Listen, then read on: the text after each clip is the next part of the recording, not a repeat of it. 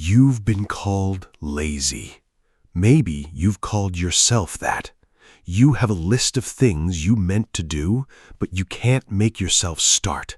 And the longer it sits there, the worse you feel about yourself. But here's what nobody told you.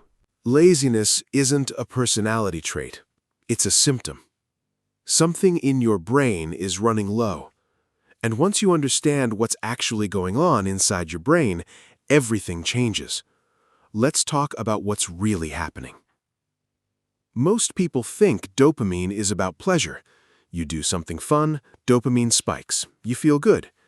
That's the story we've been told. But here's what dopamine actually does.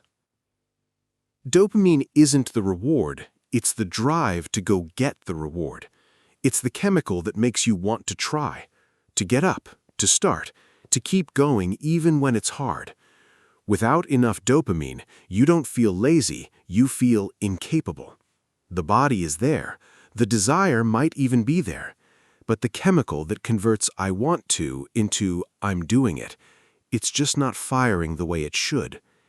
Think of it like your phone battery at 3%. The phone isn't broken. It's not a bad phone. It just needs a charge.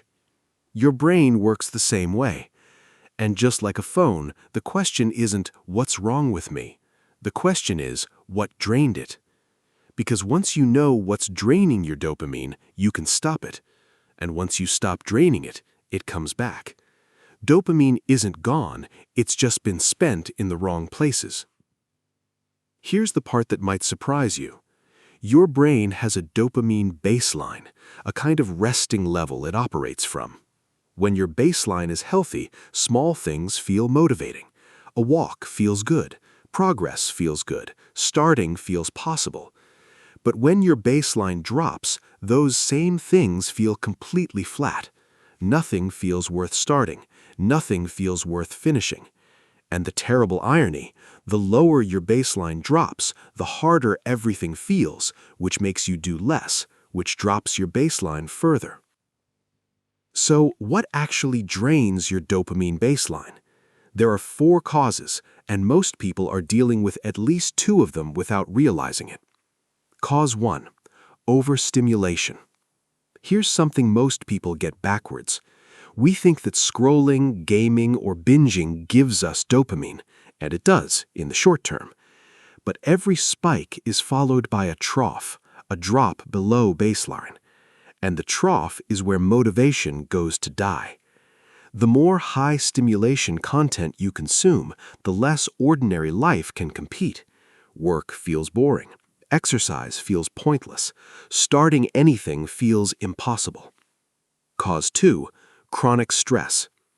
When you're under sustained stress, your brain floods with cortisol, and cortisol actively suppresses dopamine production. Your brain is in survival mode, and in survival mode, motivation for long-term goals is not a priority.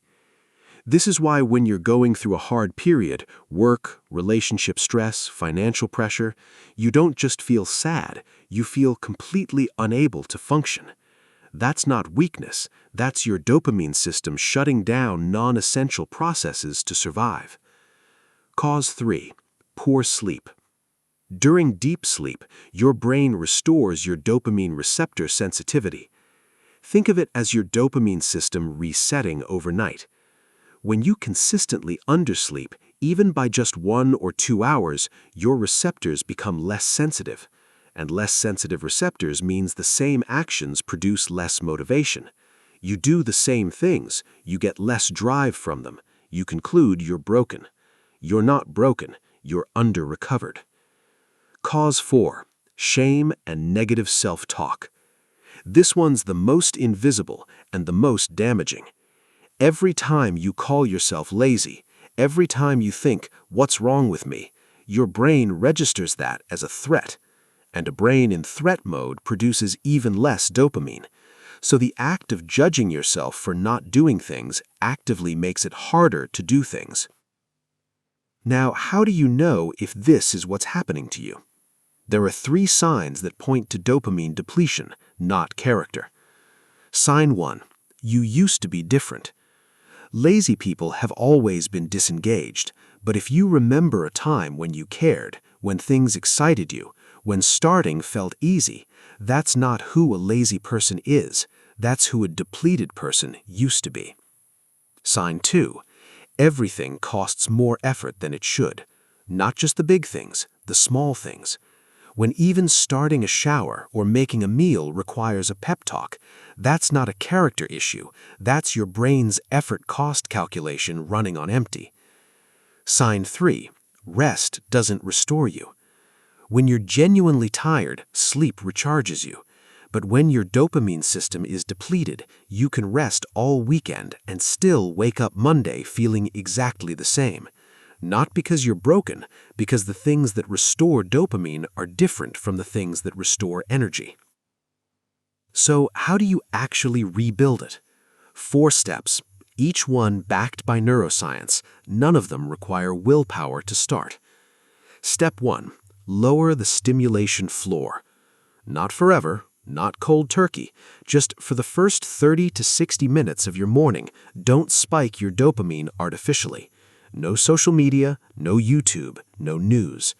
What this does is keep your baseline from being eroded before the day even starts. When your first dopamine of the day comes from a real task, not a screen, even small tasks start to feel rewarding again. Step 2.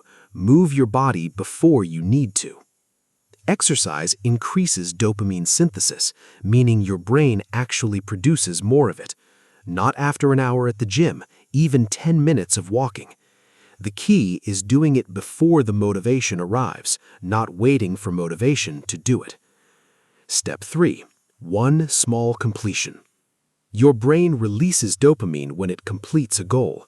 Not a big goal, one small, achievable thing.